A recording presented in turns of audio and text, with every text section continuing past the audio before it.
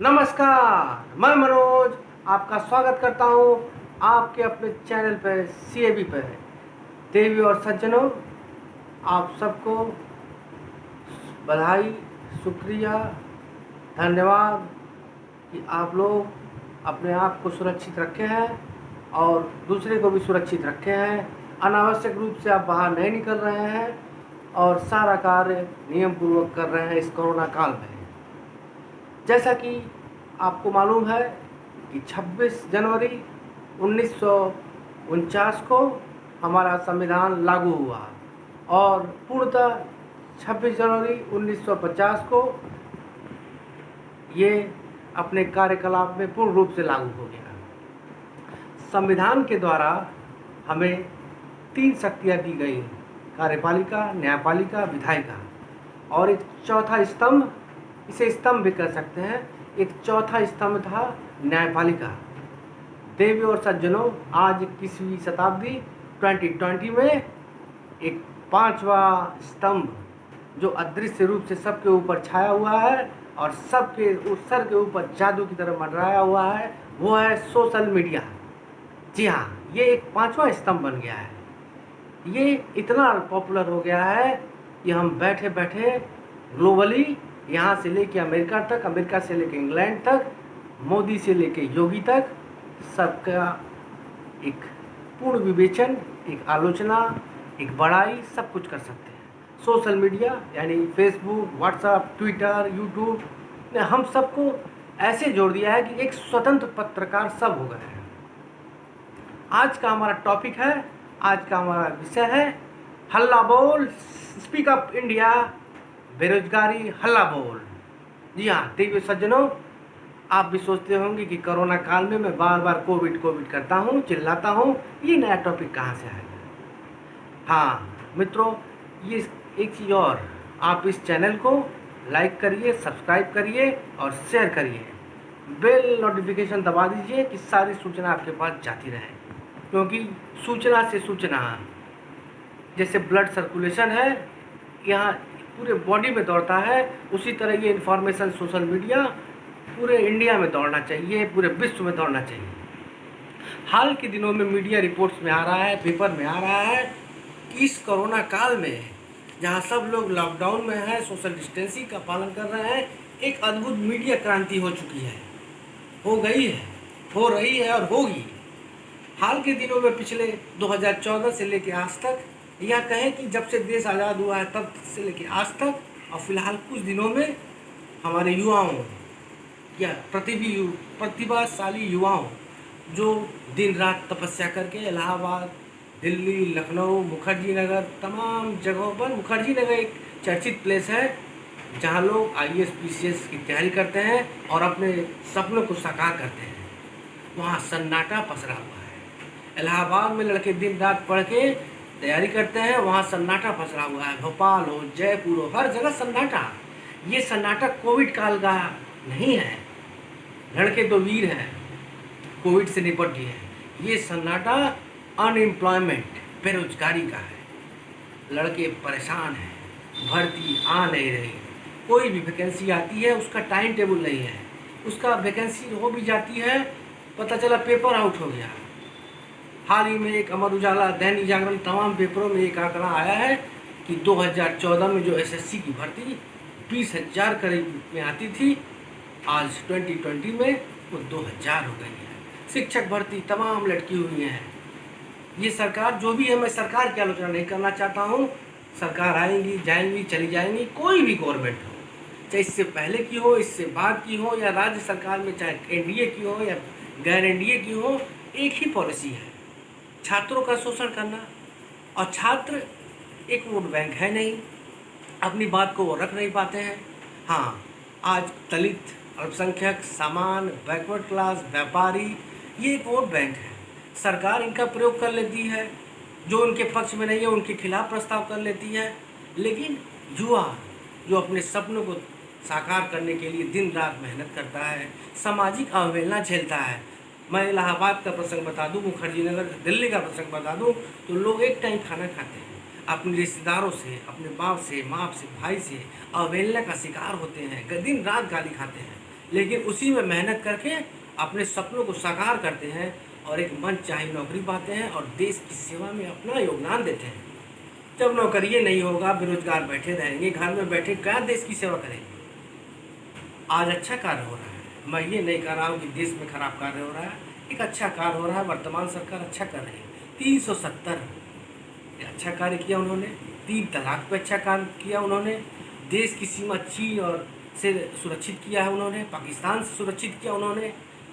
अभी हाल में तमाम बैंकों को लोन दिया, किसानों को लोन दिया, सबको लोन दे रहे हैं, अच्छी बात है। स्वरोजगार, आत्मनिर्भर भारत, तमाम योजनाएं चल रही हैं, ये अच्छी खबर है, अच्छी बात होना भी चाहिए। लेकिन इन सब समस्याओं की, इन सब चीज़ों को करने की ज़रूरत ही नहीं पड़ती कि अगर हमारा युवा उसको अच्छा मौका मिल जाए। ये भी समाज में कहा जा रहा है कि नौकरी सबको नहीं मिलेगी। अरे मैं ये नहीं कह रहा हूँ कि नौकरी सबको मिले, अवसर सबको मिले, एक टाइम बाउंड हो। लड़के तैयारी पे तैयारी पढ़ते पढ़ते क्या पढ़ेंगे जब नौकरी नहीं है। नौकरी आ रही, आज यूपी की दशा बता दे, आज ही की नहीं, पुराने सरकारों से लेके 72,000 भर्ती, वही हाल 69,000 भर्ती हुई है, 2 साल से कोर्ट में लटकी हुई है। क्या तो पेपर आउट हो गया, क्या तो ये हो गया, क्या तो फलाना हो गया, अधिकारी फंसा दिए। ये एक बहाना करके लड़कों का मानसिक प्रताड़ना की जा रही है। अतः लड़के, शिक्षक, छात्र सभी यूट्यूब पर आ गए हैं। स्पीक अप इंडिया एक ऐसा मंच बना है, हल्ला बोल, जिस पे सरकार को उसको आईना दिखाया गया है। आईने के प्रथम चरण के रूप में मोदी जी के मन की बात को डिसलाइक किया गया। देखिए, उनकी मन की बात को डिसलाइक करने से बात नहीं बनेगी, उनके तक संदेश ये पहुंचना चाहिए कि उनकी नीतियां धरातल पर पहुंच नहीं पा रही हैं। अगर एक आदमी नौकरी पाता है तो उससे 10 लोग जुड़े, कम से कम 10 नहीं तो 4 लोग जुड़े रहते हैं और उनका विकास होता है। नौकरी नहीं मिलेगी तब वो अपना स्वरोजगार करेंगे, आत्मनिर्भर बनेंगे, ये बात की बात है। पढ़ने वाला लड़का एक बीएड बेरोजगार, एलएलबी बेरोजगार, रोड पे घूम रहा है। ये बताइए, सारे दुनिया के लोग इंजीनियर ही तो नहीं बनेंगे, डॉक्टर ही तो नहीं बनेंगे, स्वरोजगार ही नहीं करेंगे ना। वो पढ़े लिखे युवा आज बेरोजगार है, दिशाहीन है, और वो किसी एक सरकार के खिलाफ नहीं है, पूरे तंत्र के खिलाफ है। मैं सरकार से निवेदन करता हूँ कि इन्हें एक वोट बैंक की तरह ना देखें। अल्पसंख्यक, दलित, पिछड़ा, सामान्य, व्यापारी, ये सब वोट बैंक हो सकते हैं, लेकिन इन्हें एक युवा शक्ति के रूप में देखें, इनकी समस्याओं को समझें। एसएससी, बैंक, टीचर, तमाम सरकारी नौकरियों के अवसर दिन पर दिन कम होते जा रहे हैं, इन्हें बढ़ाने का प्रयास करें, क्योंकि ये भारत है, यहाँ मिश्रित अर्थव्यवस्था है। सिर्फ एक ही तंत्र को, निजी तंत्र को लेकर आप आगे नहीं बढ़ सकते हैं। एक गरीब आदमी अपने बच्चे को स्कूल में भेजता है कि अच्छे से अच्छी शिक्षा प्राप्त करेगी, वहाँ शिक्षक है ही नहीं, और तमाम एसी है, इंफ्रास्ट्रक्चर है, ऑनलाइन है, टेबल हो, कुर्सी हो, इससे पढ़ाई नहीं होती है। हम लोग के पिताजी के समय पर वो बताते हैं कि टूटे फूटे स्कूल में भी अच्छी पढ़ाई हो जाती है। जैसे हमारे शरीर का प्राण तत्व ब्लड होता है, उसी तरह शिक्षक होता है। अच्छे शिक्षक रहेंगे, अच्छी शिक्षा जाएगी, अच्छा प्रशासन होगा, हर जगह अच्छे लोग जाएंगे। पता चला स्कूल ही नहीं है और प्रचार किए जा रहे हैं कि स्कूल में अच्छी शिक्षा नहीं होती। अच्छे टीचर रहेंगे तो अच्छे स्कूल अपने आप बन जाएगा। महल से पढ़ाई नहीं होती है। अच्छे शिक्षक कब आएंगे? टाइम से भर्ती होगी, अच्छे कर्मचारी आएंगे, भ्रष्टाचार कम होगा, अच्छे एनटीसीपी, रेलवे, तमाम जगहों आएंगे तो लोगों को अवसर मिलेगा अपनी प्रतिभा दिखाने का। 5-5 साल, 10-10 साल भर्तियाँ रुकी हुई हैं, लड़के फ्रस्ट्रेटेड हैं, और समाज का कुछ वर्ग इसको प्रचारित कर रहा है। ऐसा होना चाहिए, ऐसा होना चाहिए। सरकार को भ्रम में रखा जा रहा है, मीडिया भ्रमित कर रही है, कभी 3 तलाक, कभी अयोध्या, कभी ये तमाम ये मुद्दे हैं। ये अच्छी बात है, ये सॉल्व होना भी चाहिए, और आदरणीय प्रधानमंत्री मोदी जी ने ये किया भी है, और मुझे आशा है कि बेरोजगारी को भी वो दूर करने का सार्थक कदम उठाएंगे। और अगर नहीं उठाएंगे तो युवा उनके खिलाफ अब उठ रहे हैं, उनके खिलाफ, व्यक्तिगत रूप से नहीं, एक तंत्र के खिलाफ। आज भारत में जितनी भी सरकारें हैं, राज्य सरकार हो, केंद्र सरकार हो, भर्तियों को लटकाने की एक प्रक्रिया शुरू हो गई है। कभी वैकेंसी के नाम पे, कभी पेपर आउट के नाम पर, कभी लड़ाया जा रहा है। देखिए, बैकवर्ड, जनरल, एससी, ये सब चलेगा।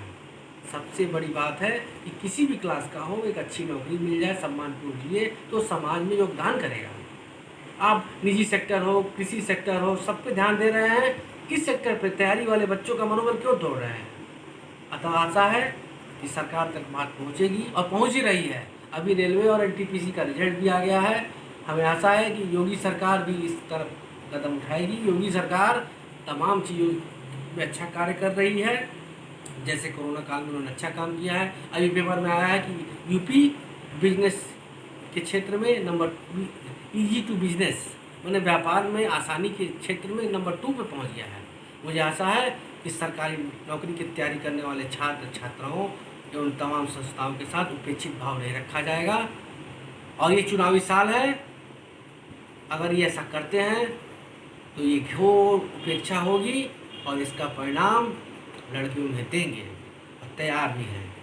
वोट, अभी एक नारा चल रहा है कि भर्ती नहीं तो वोट नहीं, भर्ती नहीं तो वोट नहीं। ये मजाक अब चलने वाला नहीं है। कोई भी सरकार हो, चाहे भाजपा की हो, चाहे कांग्रेस की हो, चाहे सपा की हो, बसपा की हो, वो छात्रों के साथ बहुत ही दुर्भावनापूर्ण कार्य करते हैं और ख़ासकर ये हाल के दिनों में तो और ज़्यादा बढ़ गया है। मुझे आशा है कि आंदोलन रुके ना, छात्र झुके ना और अपनी पढ़ाई के साथ साथ ये सोशल मीडिया का आंदोलन भी चलता रहे। इन्हीं कथनों के साथ मैं अपने वाणी को विराम देता हूँ। जय हिंद, जय भारत, जय भीम।